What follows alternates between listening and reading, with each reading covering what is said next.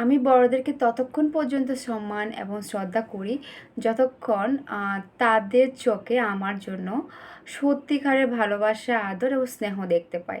আমাদের আত্মীয় স্বজন পরিজনের মধ্যে কিছু কিছু পার্সন আছে যারা হচ্ছে আপনাকে কখনো মন থেকে ভালোবাসবে না।